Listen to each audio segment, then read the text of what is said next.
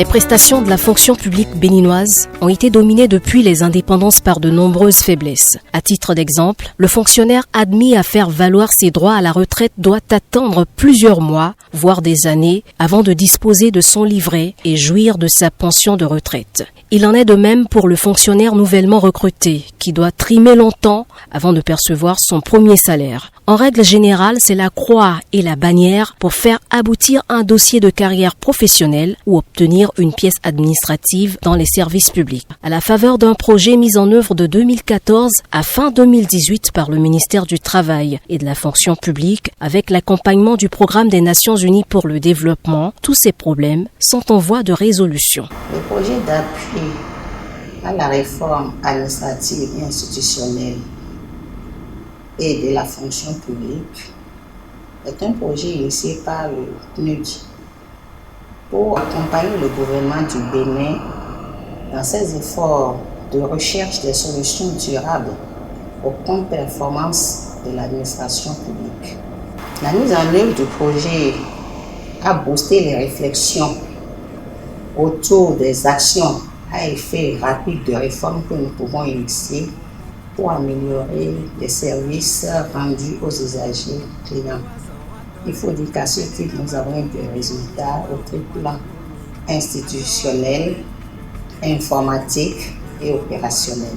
Au plan institutionnel, la mise en place du cadre intégré de gestion des réformes administratives et institutionnelles permet au ministère du Travail et de la fonction publique de retrouver la plénitude de ses prérogatives en matière de réformes administratives et institutionnelles. Sa mise en œuvre a l'avantage de corriger le problème de leadership auquel ce ministère est confronté au sein de l'appareil gouvernemental et qui constitue un obstacle majeur au succès des réformes. Le cadre intégré de gestion des réformes administratives et institutionnelles est un cadre fédérateur qui intègre dans un même plan matriciel les actions de réforme administrative et institutionnelle ainsi que les actions de la fonction publique.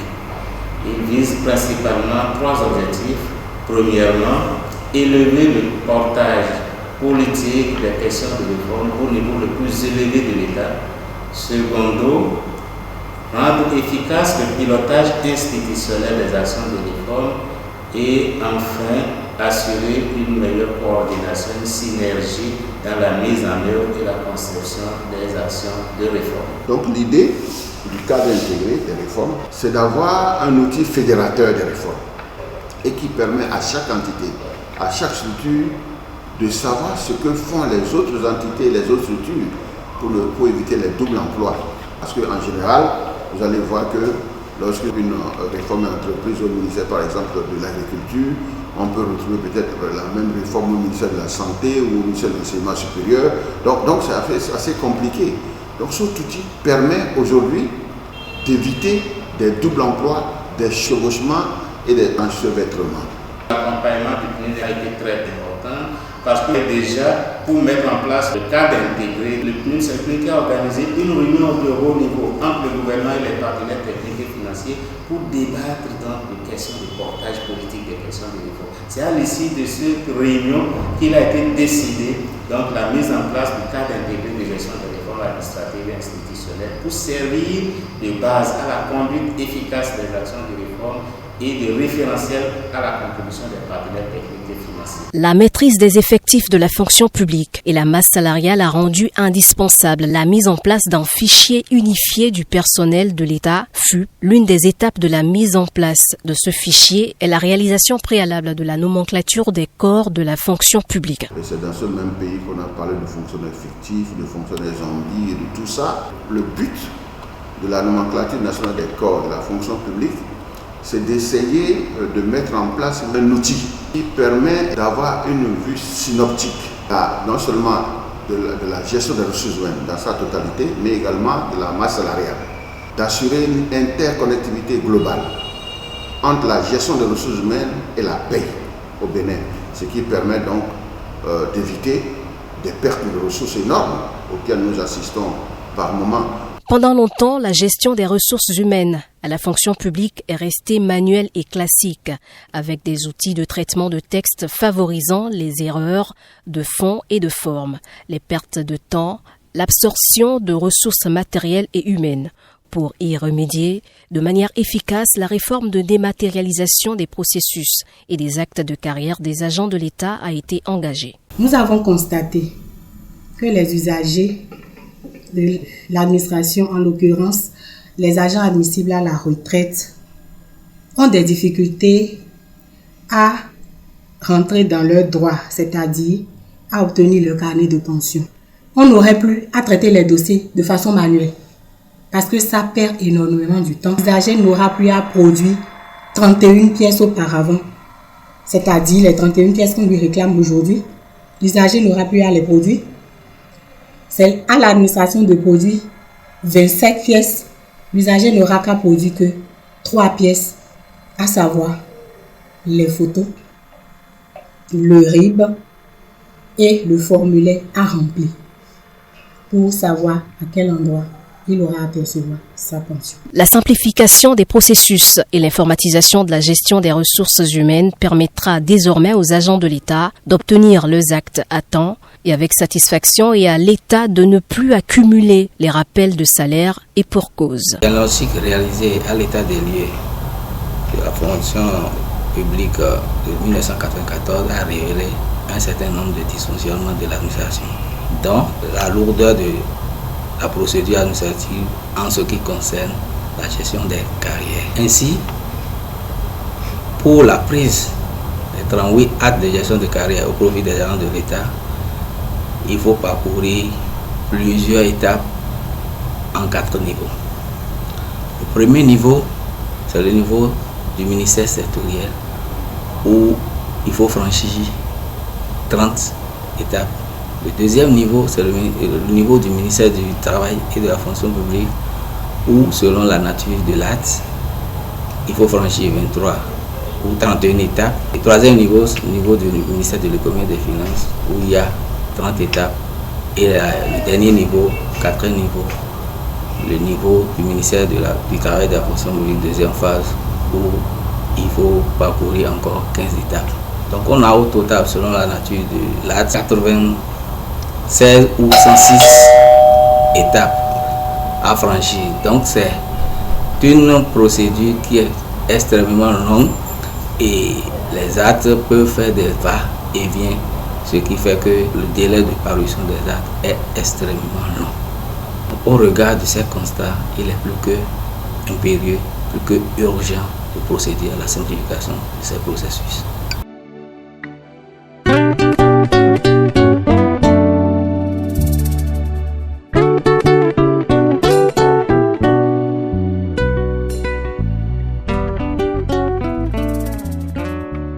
Le PAREFP s'est également appuyé sur les compétences techniques du ministère en charge du travail et de la fonction publique pour le développement de précieux outils dans le but de faciliter l'information des usagers, clients de l'administration. Le portail des démarches administratives a pour objectif de mieux informer, de mieux interagir et de nous permettre de mieux écouter et d'être plus proche de nos usagers clients. La véritable innovation dans le volet informationnel du portail des démarches administratives, c'est que nous regroupons nos prestations suivant une approche centrée usager. L'approche centrée usager remet réellement l'usager au cœur de la démarche administrative. Ce n'est pas à lui de s'adapter à nous, c'est à nous de nous adapter à lui. L'approche centrée usager vise à permettre à l'usager de se départir de devoir maîtriser toute la complexité organisationnelle de l'administration. Nous regroupons les prestations suivant ce que nous appelons des événements déclencheurs.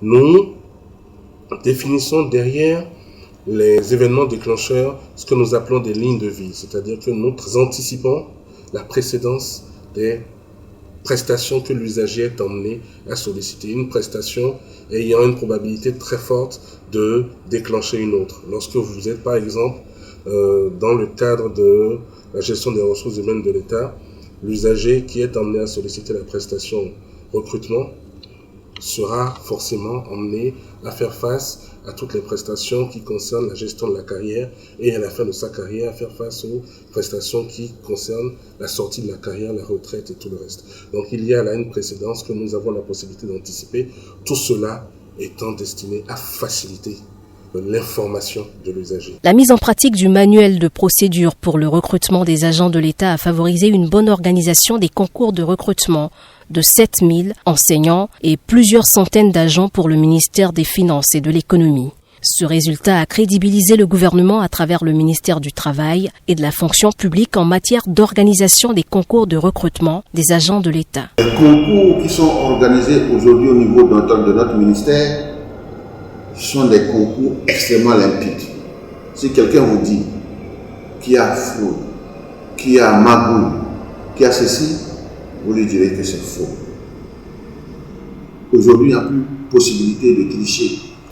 Nous avons réussi à modifier un peu et à moderniser, mieux professionnaliser l'organisation des concours de recrutement.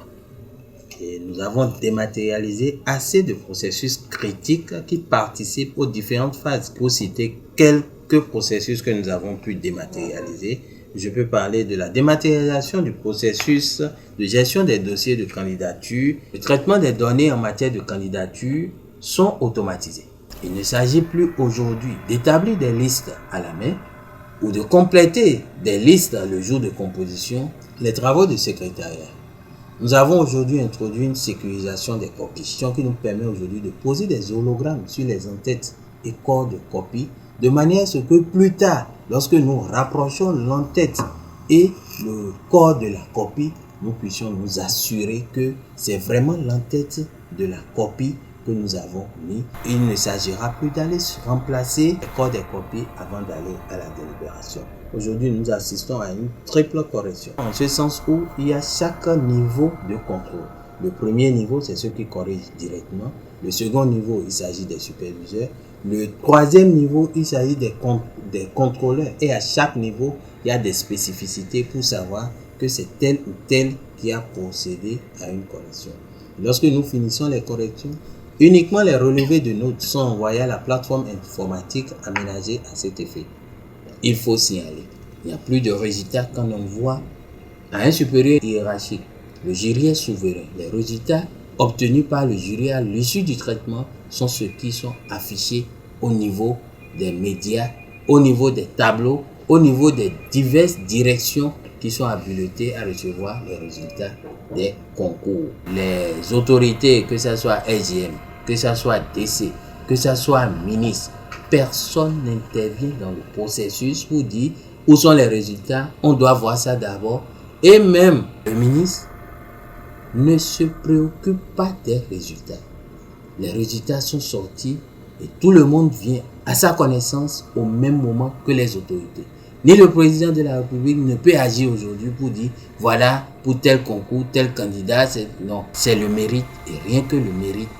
La transparence totale. Les concours qui ont été organisés depuis 2016 jusqu'à ce jour ont fait l'objet de la part des candidats. Certains candidats qui réclamaient des problèmes qui se posaient à eux au niveau du FONAC.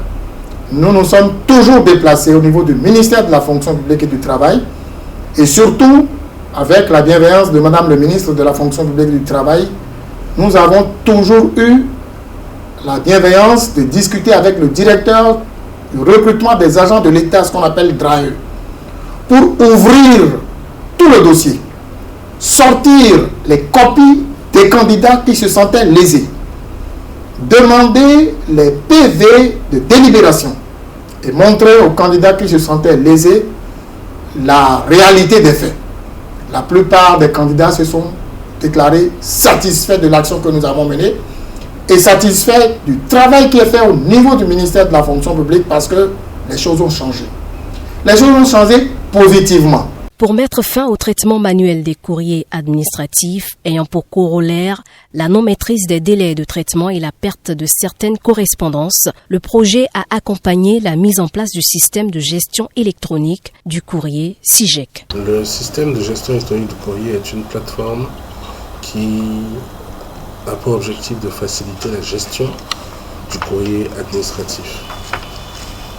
Par facilitation de la gestion, nous entendons la centralisation et le suivi du traitement des courriers entrant et sortant du ministère, l'accès sécurisé à l'information courrier, d'où que l'on soit dans le monde, pour peu que nous en ayons l'habilitation, la facilitation des recherches de courrier administratif, la réduction du temps d'accès à l'information courrier et enfin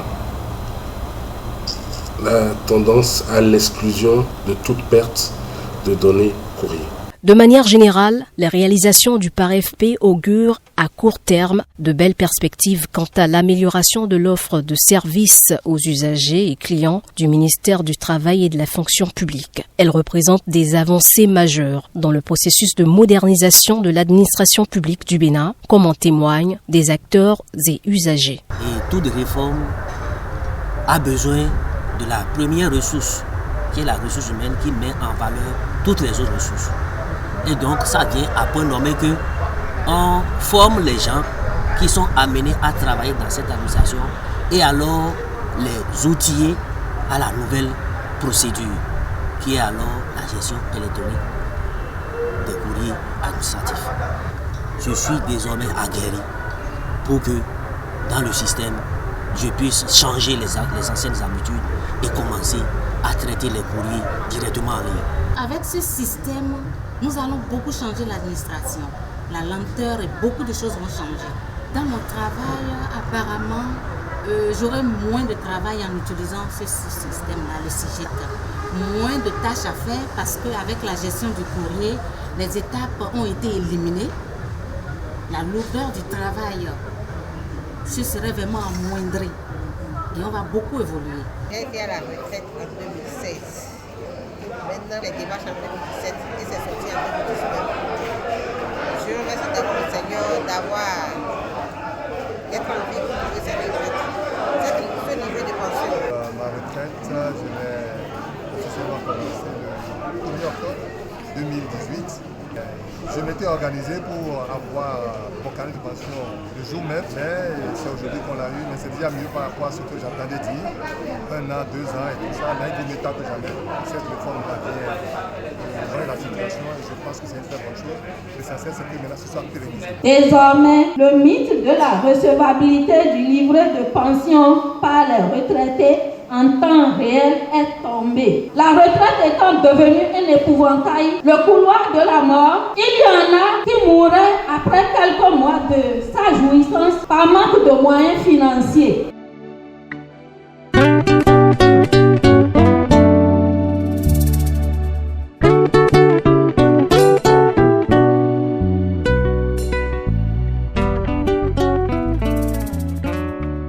Les réalisations du PAREFP augurent de bonnes perspectives pour la modernisation de l'administration publique au Bénin. Des efforts devront être fournis au niveau de plusieurs directions. Il va nous falloir continuer avec la dématérialisation des services, nous rapprocher davantage des usagers en leur proposant encore plus de services dématérialisés pour qu'ils puissent plus facilement nous solliciter, réduire les tracasseries administratives. Nous devons aussi continuer à travailler, identifier davantage d'événements déclencheurs. Nous devons améliorer encore l'approche centrée usager, identifier davantage d'événements déclencheurs, identifier davantage de lignes de vie, actualiser toutes ces informations-là pour que l'usager, lorsqu'il vient sur nos plateformes, il se retrouve, il puisse solliciter toutes les prestations dont il a besoin sans éprouver la plus petite difficulté. En ce qui concerne le système de gestion des courriers, nous sommes toujours dans la phase pilote. Nous ambitionnons d'ici, dans un moyen terme, de pouvoir faire bénéficier l'ensemble des autres ministères et institutions de cet outil qui favorise réellement la meilleure gestion, la gestion performante de l'information courrier. Nous avons réalisé, comme vous le constatez, pas mal de réformes avec l'appui du PAREFP. Je voudrais au nom du gouvernement et de tous mes collaborateurs remercier le programme des Nations Unies pour cet appui important qu'il nous a apporté et dire que d'ici là, ce serait intéressant que toutes ces réformes qui sont mises en œuvre puissent vraiment se généraliser à toute la fonction publique des agents de l'État. Ce projet et cet accompagnement du ministère de la fonction publique et du travail s'inscrit dans le cadre global de l'accompagnement du programme des Nations Unies pour le développement au gouvernement de la République du Bénin pour la mise en œuvre de l'agenda 2030 ainsi que la vision africaine 2063. Et donc ce projet s'inscrit dans notre cadre de coopération qui est aligné à ces agendas-là. Et donc ce projet a pu accomplir des résultats importants, notamment la simplification des procédures. C'est par exemple la possibilité de livrer à un pensionnaire à la retraite son carnet de pension dans les meilleurs délais. Et le résultat à la fin de la journée que nous recherchons, c'est de faire en sorte qu'au moment où le fonctionnaire prend sa retraite et cesse de percevoir son salaire, qu'il puisse ou elle percevoir sa pension dans les meilleurs délais et, si possible, sans aucune rupture dans la perception de ces droits.